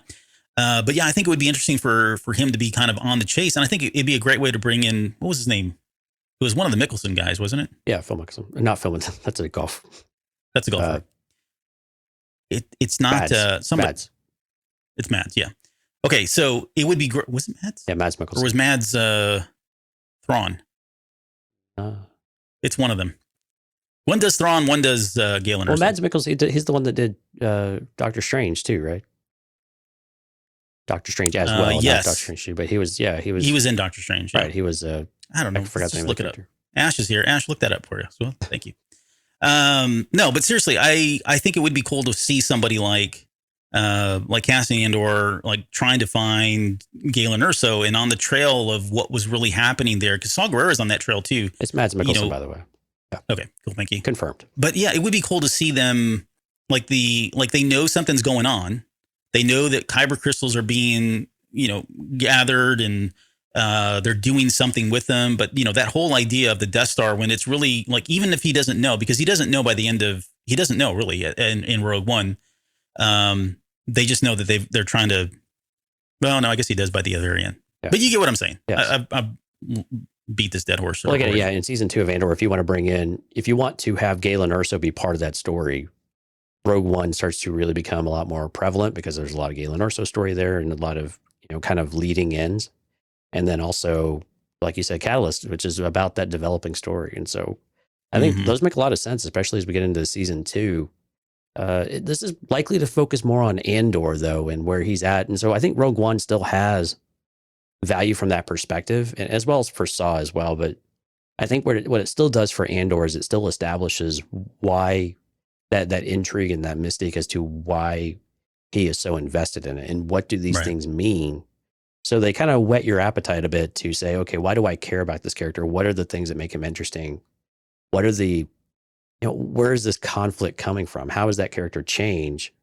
How did he end up in this place in the first place? So I think, do they help you understand the character coming into Rogue One? No, but do they help you understand the journey the character is about to go on, like an Anakin Skywalker through the prequel trilogy? Yes. And so it kind of depends on your perspective about whether or not that's something you want. Now, granted, go watch Rogue One. It's fantastic. So, I mean, go do it if you haven't done it already, which if you're listening to the show, odds are you've probably seen it more than once. But yeah. So, I mean, I guess it's a no-brainer. Rogue One's in there for all the right reasons. So we're not going to talk about it. There's plenty of stuff that's in there, though, of course. Okay, let's talk about Star Wars Rebels. Now, Rebels is interesting. So there are, let's see, I guess I got 3 episodes. It's the Ghost of Geonosis for me, I think. They kind of set some things up, as well as Secret Cargo, which is the one that includes Mon Mothma. So the Ghost of Geonosis, that is 2 episodes. And then later on in season 3, there's Secret Cargo, and that is 1 episode. And that's almost like a Mon Mothma exclusive. So let's talk about is that the Ghost of Geonosis first. Okay, yeah. So that's the one with Saw, right? Yeah, that's the one with Saw Gerrera. And I guess the summary of that episode is Saw Gerrera went out on a mission. I guess, and I would say this mission was authorized, if you will, by Senator Organa and Mon Mothma. Like they kind of approved it, sanctioned it, if you will. And they went to they went to Geonosis and they disappeared, right? And so they reach out to the Ghost Crew, and the Ghost Crew needs to head out there and go find out what happened to these folks. That's kind of and along the way they meet Click Clack, which we talked about this, I think, on one episode when we were covering Rebels at one point. So go back and listen to that if you like. But long story short is there is one Geonosian that's left, and his name is Click Clack. He has an egg that is a queen egg, and the whole reason he's the one on this planet. He's the one that kind of took Saw Gerrera's forces out. He's established. He's kind of reprogrammed these droidicas, and these B1s, and he's made them almost as a defense force for him, so that he can zombie droids. Hatch this egg.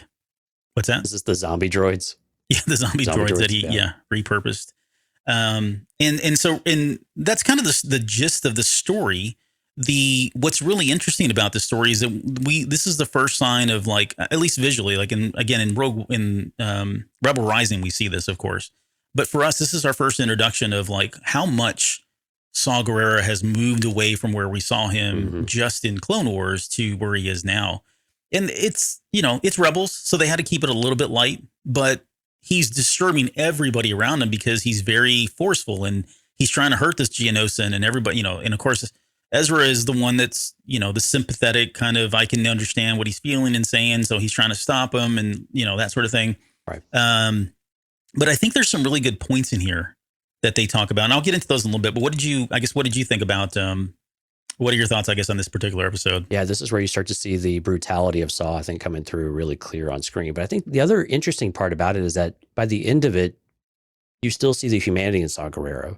And so he's not all the way gone. He ends up sparing the life. And so it's almost this idea that there's still hope in Saw that he can turn it around. And, Ezra's, faith in Saw, understanding, and his own kind of conflict is what makes the story really interesting, I think, as well. Because Ezra is such in this middle ground, at this stage of the show. And so I think but that's what I liked about seeing Saw was that, you get a much more brutal version of him, which we were a little bit surprised about. But yeah, he pulls back there kind of at the very end, and to where you think, okay, yeah, there still is some humanity left in Saw Gerrera, although it really does feel like he's starting to crack a little bit. So some of the things that I think that are said in this episode, Saw Gerrera at one point says the mission takes priority. Yeah. Right. Again, and at all costs, right? At all costs is right. And then and he goes on as part of that same conversation a little bit later. He says, we are in a war and war is loss. Right. So that very cold black and white perspective. Vader, doesn't it? Yeah, exactly. It's like a Vader. I mean, there's things that are borderline, like he's not force sensitive, but he does things that are borderline like dark side kind of thing. But at the same time, like we talked about earlier, where it's coming from is where the conflict exists, right? And it's interesting when he comes into this episode and he's introduced and they find him again. He's the sole survivor. Like Rex is like, hey, they're like, they do like the meme, Predator, fist kind of handshake type thing, right? And he's got really positive things to say about Saw Gerrera. And by the end of the episode, he's like, okay, maybe this isn't the same guy that I knew back on Andor, right? So we see that they're really good friends. Hera says some really good things about him. She says, they knew each other from their reputation. So Saul knows Hera. He knows what she's been doing. She knows what he's been doing. They both kind of have this positive light. Although later on she tells Kanan, like, okay, keep your eye open for this guy because I've heard some really good stuff, but at the same time, he can be a little extreme at times, is what she tells him. And then later on, he's got so going back to what we said about the Jedi, he makes a comment to Kanan and tells Kanan that we lost the war because of you, blaming that meaning the Jedi, right? The turning of the Jedi is really what made them kind of lose everything. And then he also says, our enemies show no mercy, neither can we. Again, more extreme views from him. And now going back to, and here's the one that I said I wrote down about where you mentioned Saw Gerrera is kind of doing this, like in his own mind, he's doing this not just for him, he's doing it for everybody. Right. But he says, literally, I'm fighting for you and everyone else not to lose what they got, and I won't apologize how I do it. So, again, no one else is going to do it. He knows what it takes. Yeah. Oh. So yeah, very interesting perspective, at least where he's coming from. And again, I think you're right. At the very end of it, he does allow the Geonosian to live. And so, and then they kind of give you this happy, smiley ending where I think it's Hera says, I've got issues with Saul, but he proved he's not the Empire. And for now, that will have to do. Right. Alluding to that for now, meaning later on, people are going to have some really big problems with his tactics and how he goes about them. So, right. But yeah, I don't know. Beyond that, I don't think there's much there. I think we're going to see that Saw Gerrera in this episode, though, right? And probably a little bit more extreme. I think so. I think what we'll see in season 4, in the Name of the Rebellion, I think we see again more of the Saw that we will see a lot more of in the Andor series as well. And we'll talk about that's the one where they're the big kyber crystal. Yeah. Yeah. I didn't write that one down. There were more of just a couple of interesting little quotes, but you want to talk about Secret Cargo though? This is where Mon Mothma kind of throws down the hammer on the Emperor though. Yeah, I got a lot of show notes on this one. I apologize. So I'll try to keep it brief, but I don't ever do that. So, so this is a really great episode. Like it's one of my favorites, honestly, really good, for a lot of different reasons. We got Mon Mothma making an appearance. There is Captain Vander, And Vander is he shows up in this, and he's part of Goldwing. I think he is Gold Leader actually in this particular episode. But then we see him again in Rogue One. Of course, we see him in the Battle of Yavin in Star Wars Episode 4. So he's got a long history here, but we get to see him kind of really early on, which I think is really cool. You got Mon Mothma being voiced by Genevieve O'Reilly again, so staying consistent with that.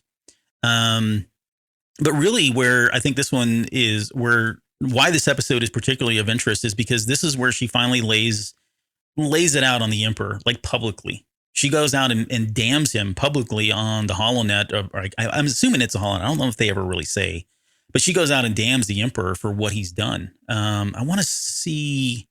Let's see, where was it here? She says, the Emperor has crushed freedom over the years bit by bit.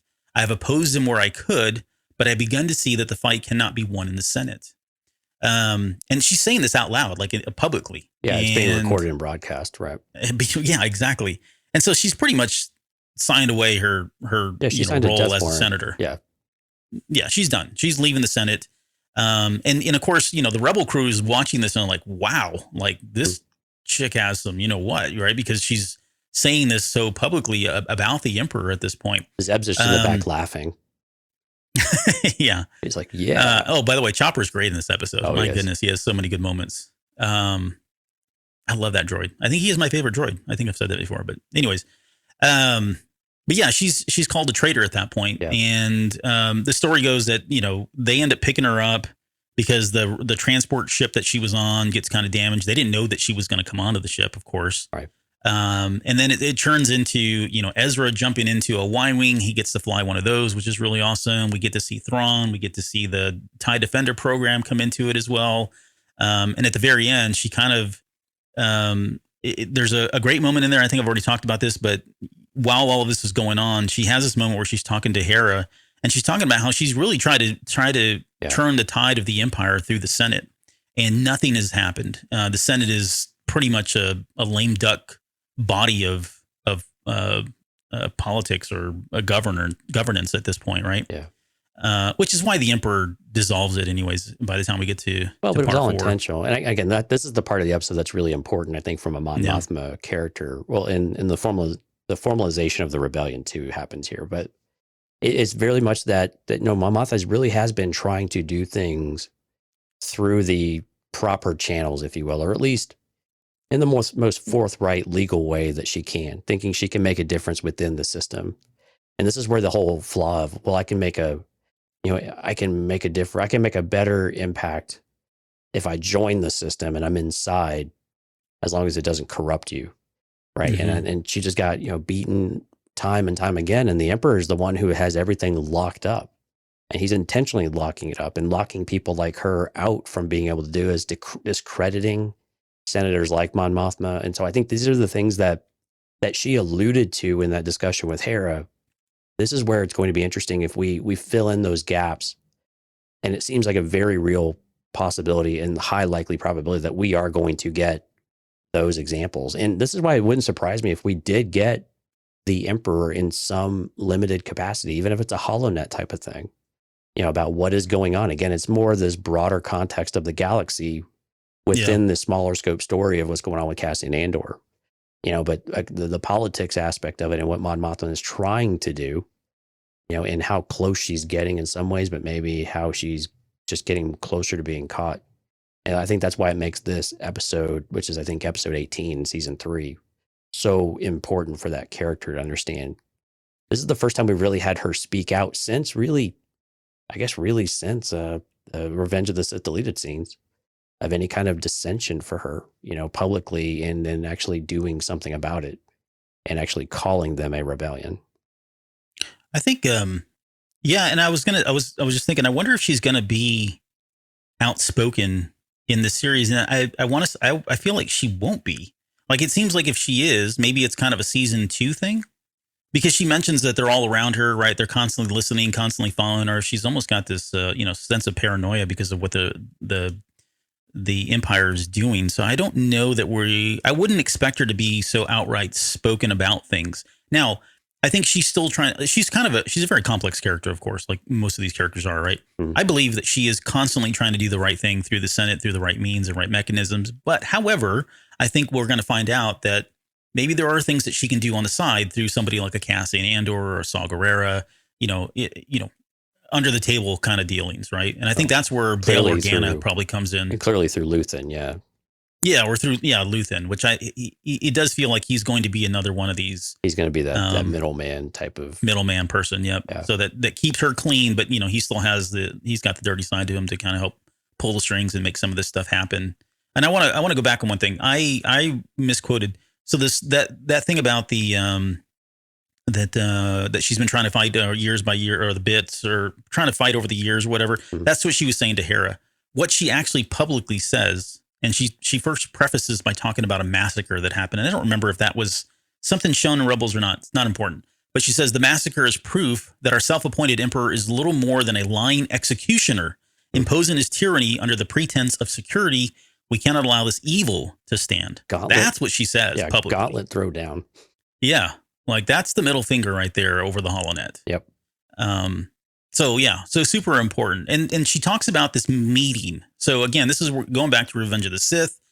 This is she talks about a meeting that's going to happen, and kind of an Easter egg. They mentioned that they're going to Dantooine, right? And so when we get to episode 4, when Leia gives up, the Rebel base, she says they're on Dantooine. Well, now it's referencing the first, the old Rebel base that she was mentioning is actually this one here, which is the very first one.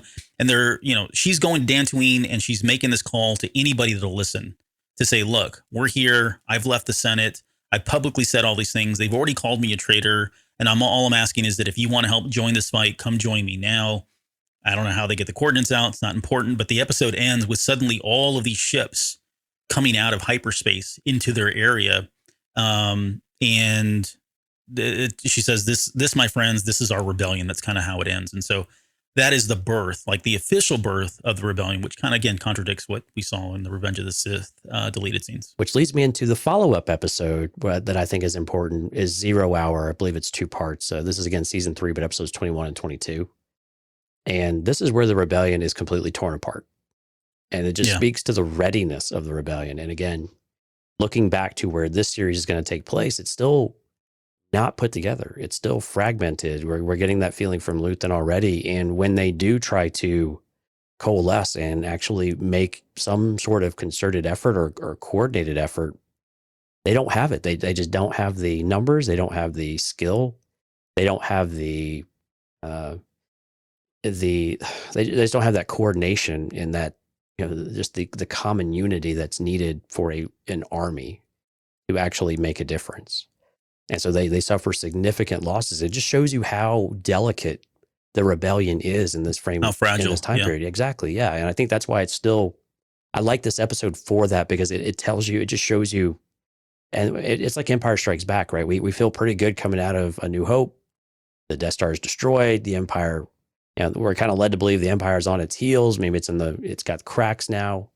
And then what do? They just come back and it beat you down in Empire Strikes Back in every possible way. Right. And so it kind of felt like that, of where this is back to reality. Here's our hope. But reality is that you are still a long ways away from doing it. And so I expect a lot of that from the Andor series too, where it feels like we're making progress, and then the bottom is going to drop out. The floor is going to drop out. And we're going to take steps back. And that's going to be interesting to see how the characters handle that type of failure in a lot of ways, and what that does to their individual psyches and what their trust with one another about how reasonable is this rebellion anyway. And you can understand why people have doubts, like Jen Erso and Saw Gerrera to an extent too, of why they believe this thing doesn't work. And so anyway, I thought it was a really good episode I think it's a good preface to see some of the challenges that I think Andor might witness and why he might align with a Saw Gerrera in some kind of way. Yeah, there's I'm trying to think like where the rebellion gets codified, and there's stuff that happens in season 4. There's a couple episodes in season 4 where they kind of hint at things, the establishment of the B-wing and a couple of other little Easter eggs. But somewhere by the end of Rebels and prior to Rogue One, they do come together as a group, as a cell. I thought I thought Secret Cargo and that was supposed to be that moment where it actually, the rebellion is the rebellion. Well, I meant like they get their crap together is all I'm saying. Like where they're not as fragile at that point. Rogue One, we kind of see it there too, though. I mean, it's still a mess. Even they were still splintered. Yeah, they were both arguing about whether or not to attack the Death Star. It's true. And that's kind of the point. They're never really quite on the same page until they get that first actual taste of victory, which isn't until Luke Skywalker. Yeah. Well, I mean, really kind of Scarif in some way, where you actually have something was successful. It was your first major offensive that wasn't a complete train wreck, even though it ended up being a train wreck, but you still got something of significant value out of it. Yeah, I can see that. But the only, so I'm like, how much time passes between, and I'm not being argumentative, I'm actually trying to think this through. So yeah, sure. Scarif happens, right? Yeah. And then we get the end of Rogue, we go right into episode 4. Right. And that happens over the span of what? I don't know. A couple days, weeks? A few days. Yeah. So I don't know. I guess, is that enough time for the Battle of Scarif to kind of, harden them or solidify them or coalesce them in the way that we would expect? The way we see them, I think, by the end of, I guess going into Empire, because in Empire they get their butts kicked too. So I don't know. Yeah, but I mean they are more of an entity in the Empire too. And then I mean from a full assault type of thing, Return of the Jedi, you see it more as an actual common interest army, goal, navy, and all of that. But I think it's still one of those things of when do you consider yourself a group? Not necessarily how good you are at it. And I still think it was in Rebels. I think it was season 3 in Rebels where they said we all have a common goal. We all know what we want to do, but how successful they are at it or how well they do it, of course, is going to be all over the place for a long time. But I think that's actually when it was codified. I think you could actually say that is the actual formal birth officially of the rebellion, even if it's still very, very fragile in that moment. So Ash says the first time the rebellion fully comes together is in Return of the Jedi. There you go. So what I would say to that is, I don't disagree. I think I know we do this a lot, but I hate to bring in work terminology, like corporate world work terminology, but the 4 stages of team development. Yeah, storming. Where it's like storming, forming, norming, performing, right? I think you're still a team when you're storming. What's that? You're still a team when you're storming. Well, yeah, no, that's what I'm saying. Like you're a team in all 4 of those stages of development, right? But I think what Ash's point is, that's probably, I think she's right. I think that is the performing stage. And what we are talking about is more of the norming and the form. Well, the forming is definitely happening in Rogue One, right?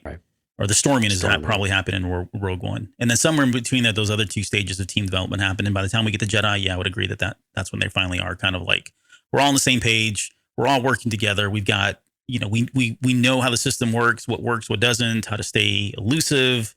So the Emperor knew what they were doing, but so what? But yeah, we get it. Yeah. So yeah, I don't disagree. All right. Well, we won't belabor it anymore. Well, let's talk about more corporate talk if we can here. I'm kidding. So what's the next one we had? So 0 Hour I thought was important for that reason. The next one I had was In the Name of Rebellion, which is season 4, episodes 3 and 4. That is the one with Saw. Yeah, that's what Saw again with the Kyber crystal. And again, I think the one thing that was really important about that episode was there is a comment between Ezra and Saw that says the Empire is on the verge of winning a war that the rebellion doesn't believe has even begun. Mm-hmm. And again, Saw is talking about how his world was destroyed. He'll do anything it takes. And again, you just get more doubling down of who he is now compared to where he was in Clone Wars and where we think we've known him and where he's headed towards Rogue One as well. But yeah, I really like that quote though, that the rebellion is in this state of denial, or these cells, maybe it's not the rebellion, but the cells of this rebellion is in a state of denial that there's a war. Like we haven't really fully engaged. Well, Saw's like, no, I've been fighting this war for, 5 years, 10 years now, 15 years, whatever it is. And, you guys are delusional if you think that we've not been in a war since the Empire, basically became the Empire. And so again, it's another, just where's the rebellion? And then where is Saw Gerrera within that rebellion and that discord with with Mon Mothma starts to become a little more apparent with some of that too, because I think he takes a couple little jibes at her at her expense in front of Ezra when they're doing that. But also, we saw us stunning Ezra and Sabine, and somewhat betraying them, in order to do what he thinks is necessary with the Kyber crystal. Yeah, like I think he's trying to steal it, and if I remember correctly, he stuns them or locks them up or whatever it is so that he can take it. And they're like looking at him like, dude, what is your problem? Was he taking it? I thought he was trying to destroy it. No, he's trying to destroy it ultimately. Yeah. But with the interesting thing too, and again, this is where I feel like I hope they lean into this in season 2 is the in Rebel Rising, in Catalyst, in season 4 of Rebels, particularly these 2 episodes, everybody's aware that they are talking about, or that they're after Kyber crystals. But they don't have the full picture yet. They still don't understand what's happening. And it's funny too, because like we didn't talk about this. It's kind of actually a cool moment in the battle or the Ghost of Geonosis episode. When they find Click-Clack, they ask him, hey, what was the rebellion? What was the separatists or the, what do you call them? Yeah, the separatists. What were they doing here? What were they trying to do? And he drew that circle. Mm-hmm. You remember that? He draws a circle and then he draws an inner circle, which to us looks like the Death Star. And he's trying to tell him, like, look, they were trying to build this thing. And of course, nobody understands what he's saying. Later on, they find these canisters of gas and they're like, oh, that's what he was talking about. Like, no, this dude's trying to tell you they were trying to build a Death Star, but he doesn't know how to tell you that. Right. But that's the point. Like, it's so elusive. Like this, they go through great lengths, and it's explained a lot in Catalyst, of hiding Galen Erso and keeping this project under wraps. And most of it's Krennic, right? Krennic is behind all of it. He's meticulous. He's one step ahead of everybody in trying to keep this a hush hush kind of secret. And so that's where I feel like in season 2, if they could tap into that, because I don't think we've really gotten a lot of that outside of these 2 episodes, because it's mostly in the books. You know what I mean? Right. But just alluding to that, there's something out there. They're doing something with these Kyber crystals. I think it plays into what we know from Rogue One, because they talk about how they're collecting them there. It ties into these particular episodes. It ties into what Saul Guerrero is ultimately doing. He's trying to solve this mystery, right? He knows they're out there doing something. He just doesn't know what it is. And so he can't figure it out. So what does he have to do? He just knows, look, I'm going to put a wrench in their system as much as I can. And if it means destroying the crystals so that they can't have them, then I know at least I'm stopping them at whatever they're, trying to do. Right. Yeah. I mean, again, this is where it's going to be curious to see where Jeddah, surfaces, or if Jeddah surfaces at all in the Andor series at all from a Saw Guerrero standpoint, why he ends up going, or when he ends up going out there and some of that. Yeah. I know that's been explored in some other content, but I think that would be interesting too, to see that start to surface as well. And again, more connective tissue over to Rogue One. Yeah, those are good episodes too. Honestly, just seeing the size of that Kyber crystal is pretty impressive. Yeah, it was. By the way, in Catalyst, I said I wouldn't talk about Catalyst, and here I'm talking about it. Oh. In Catalyst, you learn, like, remember there was synthetic crystals were like a thing in Legends. Well, they bring them back as part of canon in Catalyst. And the reason, like the origin of synthetic crystals is because Galen Erso was trying to develop this Death Star, right? But he didn't have access at the time. Well, actually, they weren't even trying to, initially, they weren't trying to develop a Death Star. They were trying to, quote, create an unlimited energy source for like planets and moons or whatever it is, right? Of course, the people that he's working for had other ideas and other motives, right? But he couldn't get his hands on Kyber crystals because they were coveted by the Jedi. And the amount of Kyber crystal that he would need was just so great that it just didn't seem realistic for him to even think about. So he goes and he synthetically creates Kyber crystals so that he can use as part of his testing and all of that. So that's how they kind of explain, I guess, the origin of synthetic crystals in canon when, back in Legends, it was like, oh, the dark side users would use synthetic crystals and the good guys would use the real stuff or the organic stuff, the FDA organic stuff. So was there any other content, was there anything else in Rebels, or I know we had talked about maybe talking about Guardians of the Wills, anything in any of that seemed relevant for people to get ready for Andor? No, I mean, it's a lot of the same thing, right? I mean, yeah, it just builds on the things we've already spoken about, I think. Yeah, I mean, the main themes I think we pretty much covered. And beyond that, I'm trying to think of we brought up the Cassian Andor K2SO origin comic book. We did an episode on that, right? No. Or have I lost my mind? No, I don't think we did. Okay. I could have sworn we did. It might have been when you were out. Maybe so. It doesn't count. Okay. Just like Cato Nemoidia. that business on Cato Nemoidia doesn't count. Yeah, so there's that comic. If you really want to know the origin of K2SO and Cassian Andor, I don't know, it's not a particularly interesting story, in my opinion. I have a feeling it's going to be rewritten anyway. It'll probably get rewritten. Yeah, when we get to season 2. Sorry, they made synthetic crystals canon again. Yep, Catalyst. Go read it. It's great. Doesn't count. So, but no, I can't think of anything else. And then I think we've hit kind of the main beats, the main points. And we certainly talked about the rebellion enough. For all that said, I hate to say this, but I really have a feeling that this series, or at least this season, is going to recontextualize a lot of that. You know what I mean? Yeah. Like I think we're really going to, especially when you got somebody like Tony Gilroy at the head, Born Identity. He's like this master of espionage storytelling. That's exactly what we're getting with Cassian Andor. I think we're just scratching at the surface in terms of how many layers are going to be and how complex some of this stuff is.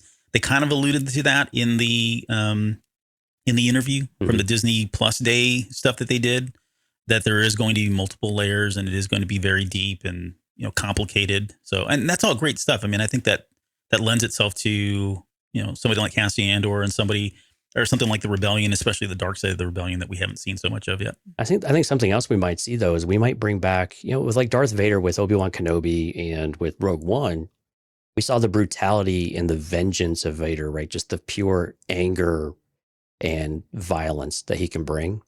And I have a feeling we're going to get that side of the Empire with this series too. And I think when you talk about Gilroy saying it's a bit more adult, I think, again, some of those themes about just the brutality of the Empire, the uncaring, the willing to, completely subjugate people and enslave them and kill them, hang them in the streets for whatever the reasons might be. I think we're going to be given entirely new reasons to hate the Empire and to show why they are so hated and feared all the time. Mm-hmm. Well, yeah. And I think it's interesting now that you said it, just the light bulb went off in my head. Like he said adult at first last week, and today he kept saying real. You remember that in the interview? He kept saying yes. Real people, real scenarios, real. And I think that was probably a better way to say adult, right? More mature content, or just because it is real. It's war, and we've talked about war as being hell, and dirty sides of war, the stuff that we don't want to talk about. And again, I still think they're going to go in this with the right gloves on to tell the story on Disney Plus and not scare people away, but I think it is going to. But again, I mean, be a little different. Yeah, I mean, again, what we saw from Vader and Obi-Wan Kenobi, I mean, those were pretty violent, So I think that there's now a precedent. Snapping kids' necks? No, come on. I know, and dragging Obi-Wan through the flames and watching him scream and writhe on the ground. Yeah, It's totally fake. It's fine. It's not disturbing. I should make a video of that scene with Through the Flames and Fire by. I don't think it'll have the same effect. Next, you're going to tell me you're going to put it like Journey. You're going to have a Obi-Wan Kenobi, Anakin on fire sequence montage. Okay. Maybe. No, Albert. No. Okay. Get the newspaper. No. Shoe fly, shoe. All right. We got anything else? I think that's probably going to do it. We've talked an hour and 43 minutes now. Yeah. No, I think, again, there's a lot of good content out there. Get ready for Andor. Get yourself psyched up for it. It looks like it's going to be absolutely epic in scale, in visuals, the realism from a cinematography aspect. It looks amazing. And what we've seen so far with the story and some of the acting and the writing all appears to be on point. So all of Rebels, I think in particular, is your strong go-to on a little bit of Clone Wars, and I think I agree with that. Where I think Rebel Rising is another one of those that's a really good book to go read because it gives you that idea of what Saw and Jyn throughout the ages really looks like, and just again sets more the timetable there. Sets that stage. He treats her like a daughter. It's really sweet.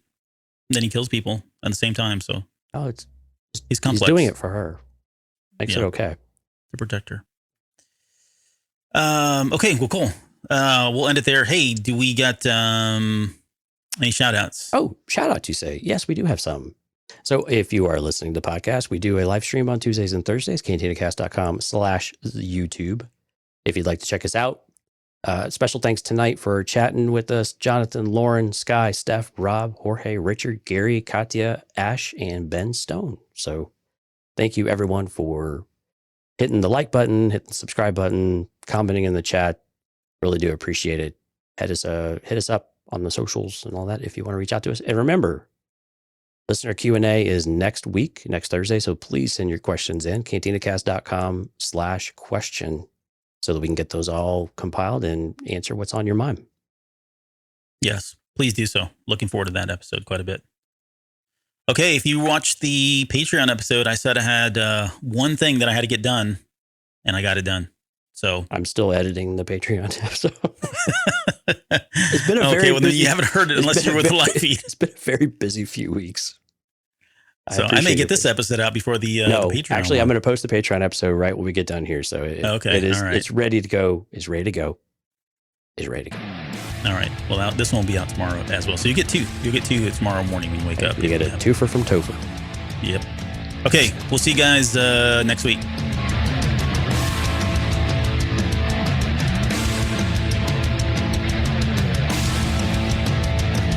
You're still listening? Wow, that's amazing. Well, I'm here to give you the disclaimer.